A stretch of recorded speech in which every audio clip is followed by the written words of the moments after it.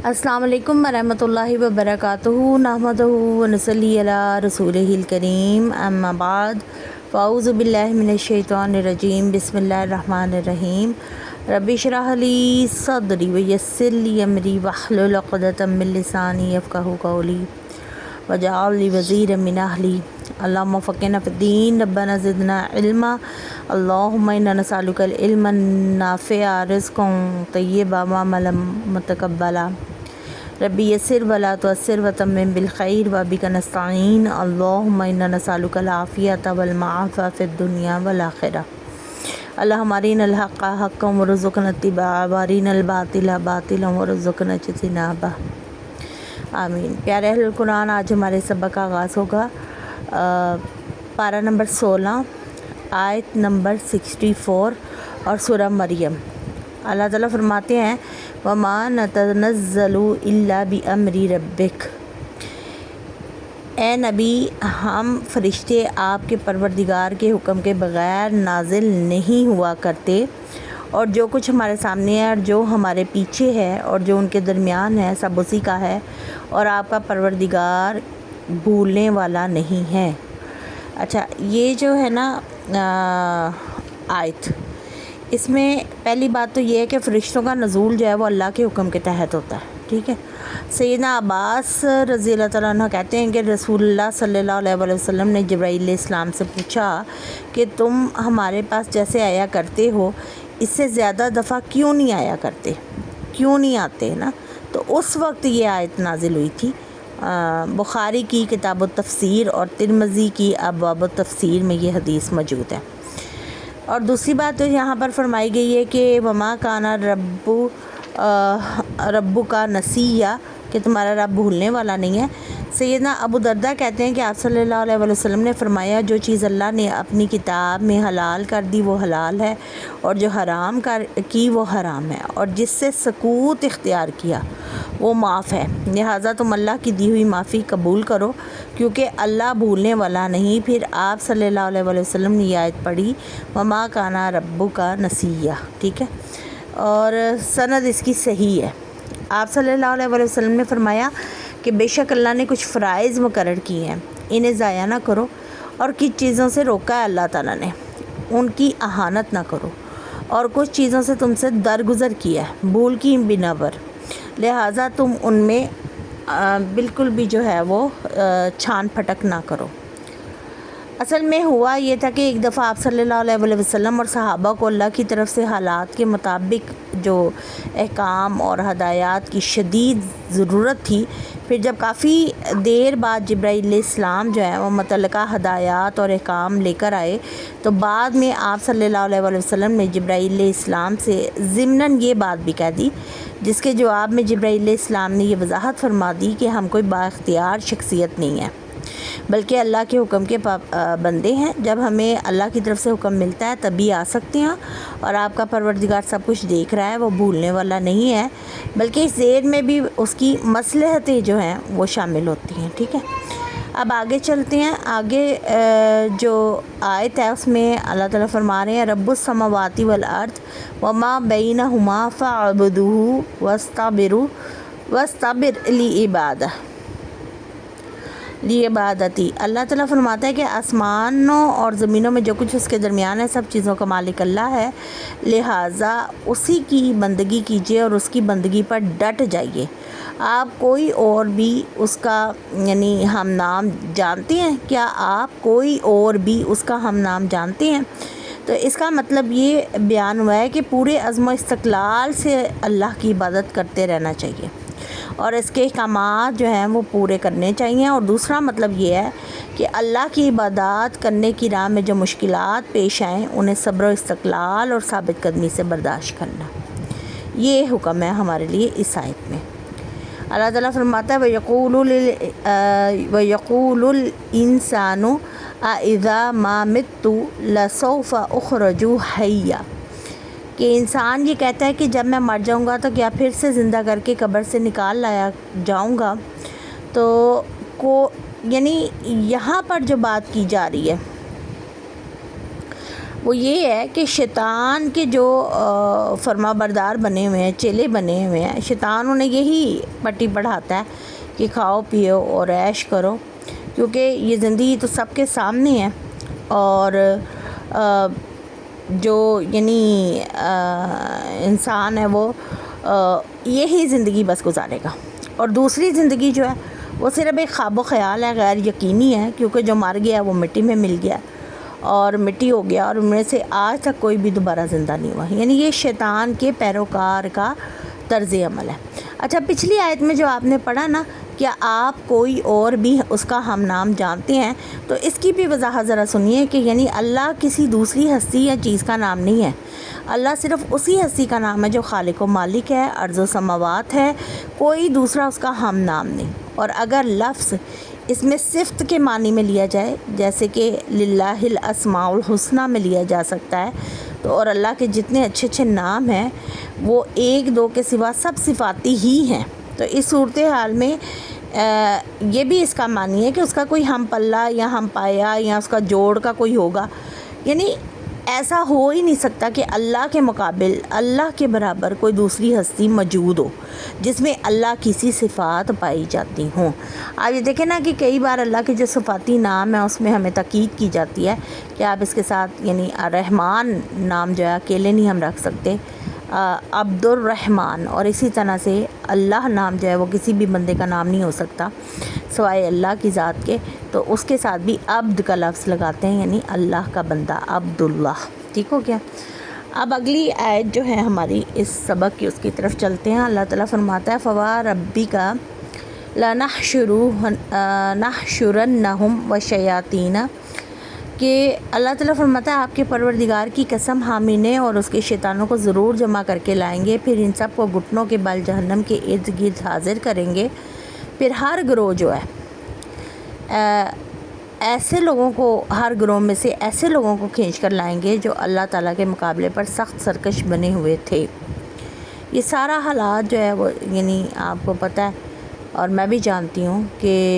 اللہ تعالیٰ نے گروہ کے گروہ جو ہیں وہ جہنم میں داخل کرنے ہیں، اور وہ کون ہوں گے؟ جو اللہ کے نافرمان ہیں۔ اور اللہ تعالیٰ نے یہ بات کی ہے، بار بار کی ہے قرآن میں، کہ جتنے بھی یعنی نافرمان اور اللہ تعالیٰ کی احکامات کو نہ ماننے والے، بضد رہنے والے، منافقت کرنے والے، شرک کرنے والے جو ہیں وہ اپنی سزا جو ہے گناہ کی وہ ضرور بھگتیں گے، اور سوائے شرک کرنے کے جتنے بھی کبیرہ گناہ ہوں گے ان کی سزا بھگتنے کے بعد جو ہے وہ انسان جنت میں جا سکتا ہے، لیکن بشرطے کہ وہ لا الہ الا اللہ اس نے کہا ہو اور اسے اپنے گناہ کی سزا بھگتنی پڑے گی۔ دوسرا یہ کہ جس نے شرک کیا وہ تو کبھی بھی جہنم سے باہر نہیں آئے گا۔ اگلی آیت میں اللہ تعالیٰ فرماتے ہیں کہ پھر ہم ان لوگوں کو بھی خوب جانتے ہیں جو جہنم میں پہلے داخل ہونے کے زیادہ مستحق ہیں۔ اچھا، یعنی شیطانوں میں سے بھی اللہ تعالیٰ جو ہے نا وہ ان کے جو سرغنہ ہوں گے نا، جو لیڈر ہوں گے، ان کو پہلے نکالیں گے اور انہیں سب سے پہلے جہنم رسید کریں گے اور زیادہ سزا دیں گے، کیونکہ انہوں نے خود گمراہ ہونے کے ساتھ ساتھ جو ہے وہ اپنے ساتھ دوسروں کو بھی گمراہ کیے۔ ٹھیک ہے، تو ان کو پہلے اللہ تعالیٰ کہتا ہے کہ جہنم میں ڈالا جائے گا۔ ایک اور بات جو اگلی آیت میں ہمیں پتہ چل رہی ہے، اللہ تعالیٰ فرماتا ہے کہ وَإِن مِّنكُمْ إِلَّا وَارِدُهَا كَانَ عَلَىٰ رَبِّكَ حَتْمًا مَّقْضِيًّا، کہ تم میں سے کوئی بھی ایسا نہیں جس کا جہنم پر گزر نہ ہو،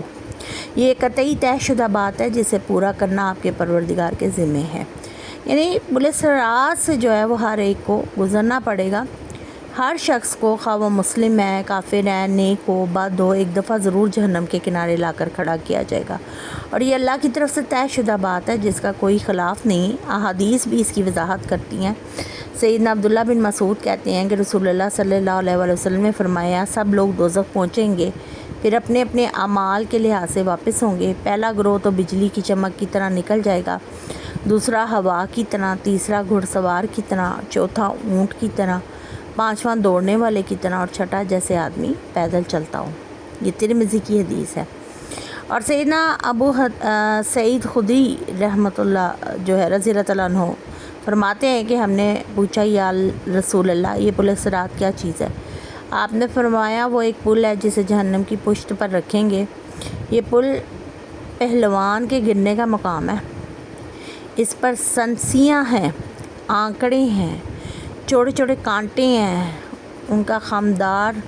سعد ان کے کانٹوں کی طرح ہوگا جو نجد کے ملک میں ہوتے ہیں،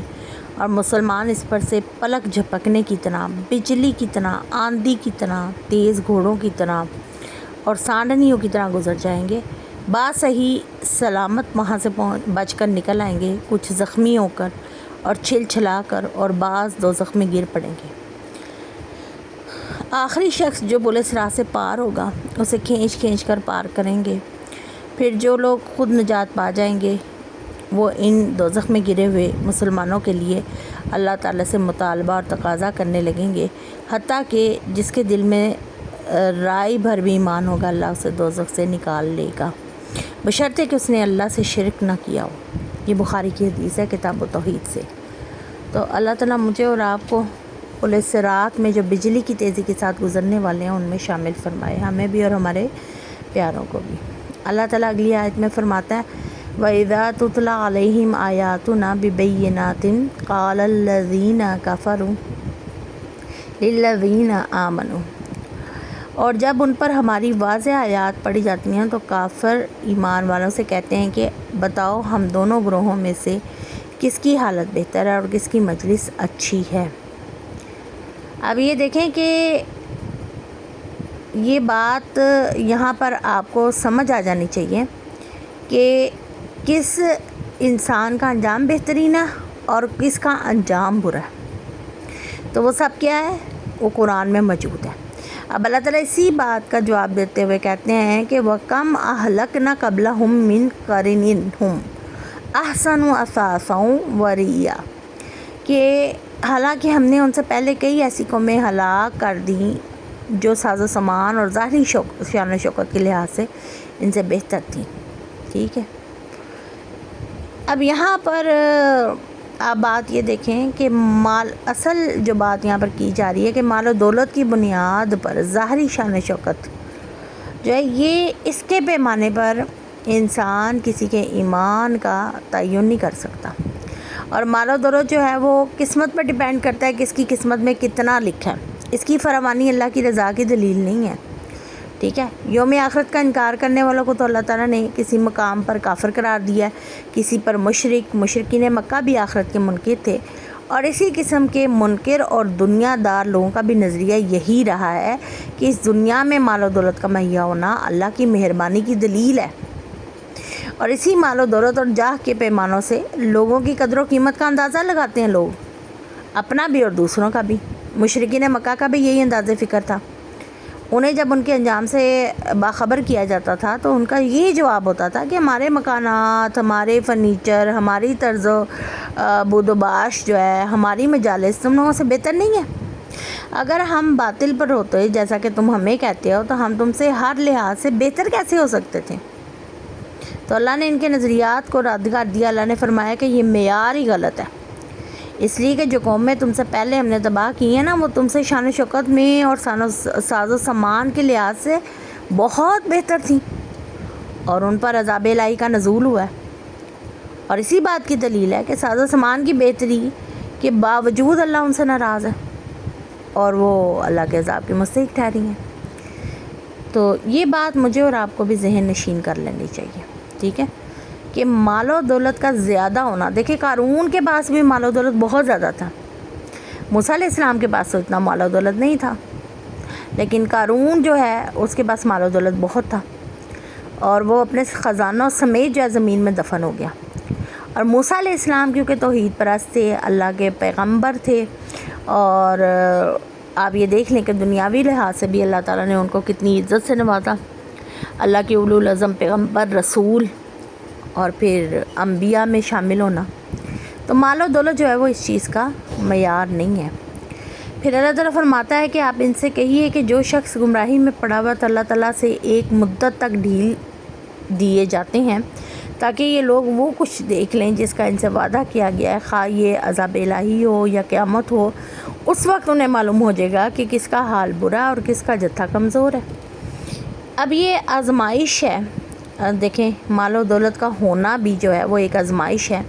کہ جو لوگ دنیا کے ساز و سامان میں دل لگا کر اس کی دل فریبیوں پر ریجھ جاتے ہیں، اللہ تعالیٰ ان پر مزید انعامات کی بارش کیے جاتے ہیں اور اس اندازے سے یہ آزمائش کرتے ہیں، پھر اس کی بھی ایک حد مقرر ہوتی ہے۔ اگر اس عرصہ میں وہ اللہ کی طرف رجوع کر لیں،